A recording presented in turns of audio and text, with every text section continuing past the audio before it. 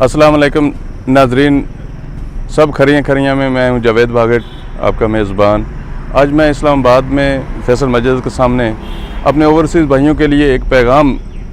भी देना चाह रहा हूँ और ये बताना भी चाह रहा हूँ कि वो किस तरह से पाकिस्तान में अपने असासाजात बनाने के चक्कर में क्या कुछ खो बैठते हैं और किस तरह उनके माल को यहाँ पे इस्तेमाल किया जाता है। ख़ुसूसी तौर पे मैं ये बात करूँगा कोऑपरेटिव हाउसिंग सोसाइटीज़ के हवाले से, दीगर सोसाइटी के हवाले से, जो ओवरसीज़ पाकिस्तानी समेत तमाम मुसलमानों को, तमाम दुनिया में बसने वाले पाकिस्तानियों को ये पैगाम देते हैं कि हम उनका ख्वाब पूरा कर रहे हैं, उनके लिए घर की तैयारी कर रहे हैं, उनको घर बना के दे रहे हैं, उनको जो वो बैर से कमाते हैं उनके लिए वो ये सब कुछ करने के लिए तैयार हैं। लेकिन जब हालात देखते हैं तो उसके बरक्स सब कुछ नज़र आता है। यहाँ पाकिस्तान में लोग ये सब कुछ कहते हैं कि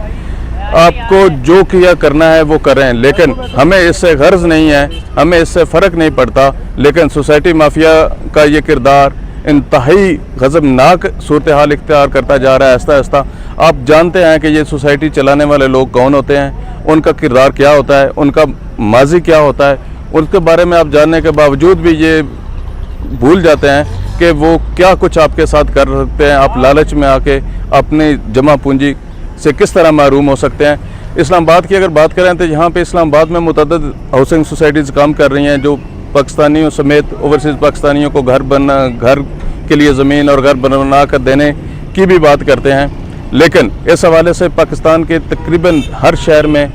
हर जगह पे मुख्तलिफ़ केसेस भी रजिस्टर्ड हैं, मुख्तलिफ़ शिकायत भी रजिस्टर्ड हैं।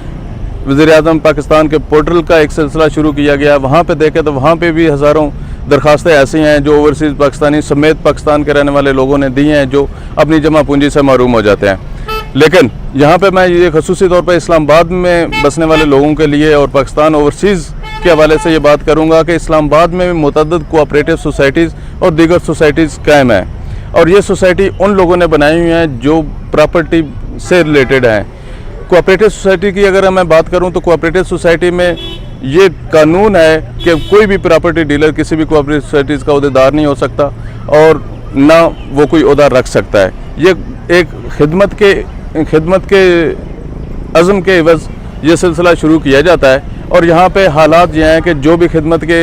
एवज़ ये सिलसिला शुरू करते हैं, अपनी सर्विसेज देने का दावा करते हैं कि हम सोसाइटी से कुछ नहीं ले रहे, जो कुछ कर रहे हैं अपने ओवरसीज़ भाइयों के लिए कर रहे हैं, अपने पाकिस्तानियों के लिए कर रहे हैं, उनको मुनासिब रेट पे, इंतहाई कम रेट पे उनको हम घर बना के दे रहे हैं, उनको ज़मीन दे रहे हैं, उनको घर का ख्वाब पूरा कर रहे हैं। लेकिन जब ये सिलसिला शुरू होता है, पैसे आते हैं, तो सबसे पहले ये देखा जाता है कि वो लोग जो सिर्फ़ और सिर्फ ये कहते नज़र आते थे कि हम सिर्फ खिदमत के एवज़ ये काम कर रहे हैं, वो मोटरसाइकिल से, पैदल से मोटरसाइकिल पे आते हैं, मोटरसाइकिल से कार पे जाते हैं, कार से लैंड क्रूज़र के मज़े लेते हैं। और अब वक्त वो है कि इन लोगों के ख़िलाफ़ जो खिदमत का अज़म लेकर ये बात करते हैं, वो देखें तो उनके पीछे एक बड़ा काफ़िला होता है। हमें ऐसे मालूम होता है कि जैसे ये कोई वज़ीर जा रहा है, लेकिन ये सब कुछ कहाँ से हासिल किया जाता है ये मैं आपको ज़रूर बताऊँगा इस हवाले से कि ये कैसे हासिल किया जाता है। ये सिर्फ़ और सिर्फ लालच देकर, जो लोग लालच में आके अपना पैसा ज़ाया कर बैठते हैं, ये वो पैसा होता है जिस पे वो लोग अय्याशी करते हैं। मैं अपने ओवरसीज़ भाइयों को ये ज़रूर कहूँगा कि कोई भी आपके मुल्क में लोग आते हैं, किसी जगह पे कोई एग्जीबिशन करते हैं, कोई ऐसी सोसाइटी लॉन्च करते हैं, पाकिस्तान में तो अब काफ़ी हद तक इस पर काम हो रहा है, शिकायत बढ़ रही हैं, लेकिन बैरून ममालिक में इसका सिलसिला अभी भी ज़ोरों शोरों से जारी है। मेरे कई ऐसे दोस्त हैं जो बैरून ममालिक में रहते हैं, तो वो अक्सर मुझसे पूछते हैं कि यार फ़लाँ सोसाइटी का क्या हाल है, वो यहाँ पे उनकी एग्जीबिशन हुई थी, यहाँ पे वो प्लाट बेच रहे हैं, वो सारा कुछ यहाँ पे कर रहे हैं, तो उनकी क्या माली पोजीशन क्या है। लेकिन उन्हें कुछ नहीं पता होता, उनको सिर्फ ख्वाब दिखाया जाता है। ये सिर्फ सोशल मीडिया का खेल है, सोशल मीडिया पे किया जाता है। ऐसी सोसाइटी जो सिर्फ और सिर्फ सोशल मीडिया पे हैं, जो हवा में हैं, जिनके पास ना तो ज़मीन है, वो भी हज़ारों प्लाट बेच देते हैं। अगर किसी भी सोसाइटी से ये पूछा जाए तो उनकी मेंबरशिप के हवाले से बात की जाए तो वो कतन ये नहीं कहते कि हमारी इतनी हज़ारों में मेंबरशिप है। वो कहते हैं बस हम तो चंद लोगों के लिए, चंद 100,000 लोगों के लिए हम ये काम कर रहे हैं, हमारे पास इतनी ज़मीन है, हम इसके एवज़ ये कर रहे हैं। लेकिन हक़ाइक़ इसके बरअक्स होते हैं। वो खुफिया रजिस्ट्रेशन करते रहते हैं, वो खुफिया मेंबरशिप देते रहते हैं, वो ये सिलसिला जारी रखते हैं और कहते हैं कि हम जो कुछ कर रहे हैं सिर्फ अपने भाइयों के लिए कर रहे हैं। लेकिन अब हालात इस तरह के हैं कि अगर हम इस्लामाबाद में कोऑपरेटिव डिपार्टमेंट को देखें तो वो चंद एक लोग हैं जो इस पूरे निज़ाम को, इस सिस्टम को चला रहे हैं, और लाखों मेंबर हैं सोसाइटीज़ के,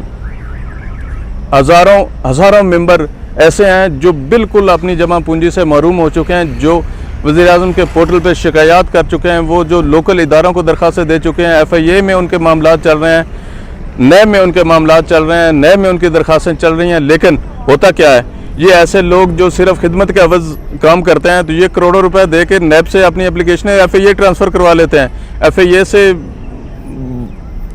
मिल मिलाप करके अपने मामला ख़त्म कर लेते हैं। पिछले दिनों सुप्रीम कोर्ट के एक सीनियर जज की जजमेंट थी कि ये इदारे क्या कर रहे हैं, ये इदारे प्रॉपर्टी का कारोबार कर रहे हैं, क्या FIA प्रॉपर्टी का कारोबार कर रहा है, हमारे लोकल इदारे जो हैं प्रॉपर्टी का कारोबार कर रहे हैं, हम इसको किस तरह से देख रहे हैं, हमें इस पे जो है ना एक्शन लेने की ज़रूरत है। जो इदारे जो इसके मुतलका हैं उनको इस पे लाजमी कोशिश करनी चाहिए कि वो इसको ख़त्म करें या इसके ख़िलाफ़ एक्शन लें। अब दरख्वास्त आ जाती है, किसी भी कोऑपरेटिव सोसाइटी के हवाले से आती है या दूसरे सोसाइटी के हवाले से आती है। एक हैरान कुन बात यह है कि CDA यहाँ पे इस्लामाबाद में अपनी रेगुलेशन सोसाइटीज़ को रेगुलेट करता है, उनको NOC जारी करता है उनके मामलात को आगे बढ़ाने के लिए। क्या वो हक़ाइक़ पे मबनी काम कर रहे हैं या नहीं कर रहे हैं, उनके पास ज़मीन के हवाले से क्या पोजीशन है या बाकी हवाले से क्या पोजीशन है। इसी तरह कोऑपरेटिव डिपार्टमेंट जो है वो ये बताता है कि एक सोसाइटी के पास कितनी मेंबरशिप है, कितनी मेंबरशिप वो कर सकते हैं, उनको अगले पोर्शन में या अगले फेज़ में जाने के लिए किन चीज़ों की ज़रूरत होती है, वो उसको रेगुलेट करने के लिए अपने कानून बताता है। अब इस्लामाबाद में अगर देखें तो ऐसे सेक्टर जिनमें सोसाइटीज़ बनाना अलाउ ही नहीं है, वहाँ पे भी मुतअद्दिद सोसाइटीज़ बन चुकी हैं और वो धड़ाधड़ लोगों से पैसे ले रहे हैं। यहाँ पे असर व रसूख की बात है, असर व रसूख के पेश नज़र, इश्तिहारात के पेश नज़र जो है ना ये सारा काम चल रहा है। अगर हम इन चीज़ों को कंट्रोल नहीं कर सकते तो कम से कम हम इन पे नज़र तो रख सकते हैं। हम अपने भाइयों को ये तो बता सकते हैं कि आप इस सोसाइटी में अगर इन्वेस्टमेंट करते हैं या अपने घर के ख्वाब को देख रहे हैं या उसमें अपनी इन्वेस्टमेंट करना चाह रहे हैं, तो क्या वो सोसाइटी आपका ख्वाब पूरा कर सकता है या नहीं, उसकी लीगल पोजीशन क्या है। मैं ज़रूर इस हवाले से अपने ओवरसीज़ भाइयों के लिए स्पेशली ये कहूँगा कि वो मुझसे रब्ता रखें, मेरे चैनल को सब्सक्राइब करें। मैं इंशाल्लाह सोसाइटीज़ के हवाले से यहाँ पे बेहतर इन्फॉर्मेशन अपलोड करूँगा कि इस्लामाबाद में कोऑपरेटिव सोसाइटी जिनमें जिन्ना गार्डन है, गुलबर्ग है, CBR टाउन है, इसी तरह मुख्तलिफ वजारतों के नाम पे बनी हुई सोसाइटीज़ हैं जो लोगों को लूट मार के अलावा कुछ नहीं कर रही। सेनेट सोसाइटी है, सेनेट हमारा एक जो है ना मुकद्दस इदारा है, उसके नाम पे बनी हुई सोसाइटी क्या कर रही है, स्टेट लेवल के बनी हुई सोसाइटी क्या कर रही है, इवन के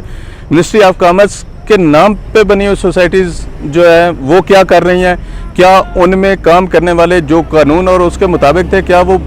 लोग इदारों के मुलाजम हैं, वजारतों के मुलाजम हैं जो अहम ओहदों पर कायम हैं, या वो प्रॉपर्टी डीलर हैं। यहाँ पे प्रॉपर्टी डीलर्स हजरात जो होते हैं वो सिर्फ साजबाज के ज़रिए अपने आप को उसमें इंडक्ट कर लेते हैं और फिर अपनी मर्ज़ी के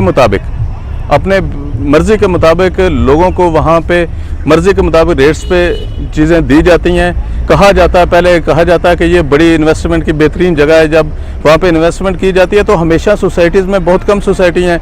जो जिनकी कीमत प्लाट की या फाइल्स की बड़ी हैं, लेकिन हमेशा कम होती आ रही हैं। और कोई सोसाइटी तो ऐसी हैं इतनी डेड हो गई हैं कि वहाँ पे फाइल अगर किसी ने हासिल की है तो वहाँ पे वापस करना या बेचना जो है ना वो नामुमकिन हो गया है। मैं ज़रूर कहूँगा इस हवाले से कि मेरे ओवरसीज़ भाइयों, आप ज़रूर जायदादें ख़रीदें, ज़रूर चीज़ें देखें। आप वहाँ से भी शिकायत कर रहे होंगे, मेरे कई दोस्तों ने मुझे भी एप्लीकेशन सेंड की हैं कि हमारे साथ फ़लाँ सोसाइटी ने फ्रॉड कर दिया है, फ़लाँ ने हमारे साथ ये ज़्यादती की है। हम उस पर भी काम करेंगे, लेकिन जो इदारे इस पर रेगुलेट करने के लिए जिनकी ज़िम्मेदारी है, ये जो इसको रेगुलेट करते हैं, वो मेरे ख़्याल में सबसे बड़े ज़िम्मेदार हैं ऐसे लोगों के लुटने के,